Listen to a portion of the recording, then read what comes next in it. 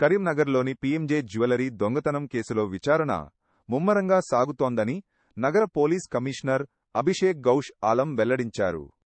ఈ కేసులో మొత్తం 13 మంది నిందితులుండగా ఇప్పటివరకు 8 మందిని గుర్తించి అదుపులోకి తీసుకున్నట్లు చెప్పారు. తుపాకులతో చోరీకి తెగబడిన 5 ప్రధాన నిందితుల్లో 3 అరెస్టు చేశామని, పరారీలో ఉన్న మిగతా 2 ఆచూకీ లభ్యమైందని, ప్రత్యేక బృందాలతో గాలింపు ముమ్మరం చేశామని, వారిని త్వరలోనే పట్టుకుంటామని స్పష్టం చేశారు.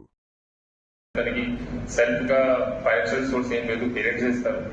పేరెంట్స్ బాధ్యత ఇంపార్టెంట్. ఇంట్లో మీ పిల్లల మీద, మీ వాళ్ళ యాక్టివిటీ మీద మీరు ఫోకస్ ఉండాలి. ఏమైనా బ్యాడ్ హ్యాబిట్స్ లో ఉన్నారా, బ్యాడ్ ఫ్రెండ్షిప్ గ్రూప్ లో ఉన్నారా, డ్రగ్స్ తీసుకుంటున్నారా, లేకపోతే ఇట్లా చూడండి మొబైల్ ఫోన్ లో ఆన్లైన్ గ్యాంబ్లింగ్ అడిక్షన్ ఏమైనా ఉందా, అనవసరంగా డబ్బు పడుతున్నారా, ఏమైనా బిహేవియర్ ఏమైనా చేంజ్ ఉందా. ఈ కేసులతో డైరెక్ట్ పేరెంట్స్ కూడా బెదిరించారు, హరాస్ చేశారు. ఈ టైప్ ఆఫ్ కేసెస్ లో ఇనిషియల్ స్టేజ్ ఉంటే కౌన్సిలింగ్ చేయాలి, మీ ఫ్యామిలీ ఉన్న ఎల్డర్ రిలేటివ్స్ కి హెల్ప్ తీసుకోవాలి, ఫ్రెండ్స్ హెల్ప్ తీసుకోవాలి. యాజ్ అ లాస్ట్ రిసార్ట్ మీకు ఉంటే ఇది పాసిబుల్ లేదు, అతను is going out of hand, police కి చెప్పాలి. ఒకసారి పోలీస్ కౌన్సిలింగ్ అయితే కూడా వాళ్ళకి భయం ఉంటుంది, ఈ పోలీస్ నోటీస్ లో ఉంది కాబట్టి ఏం పెద్ద ఆఫెన్స్ చేయరు, మేము కూడా హెల్ప్ చేస్తాం.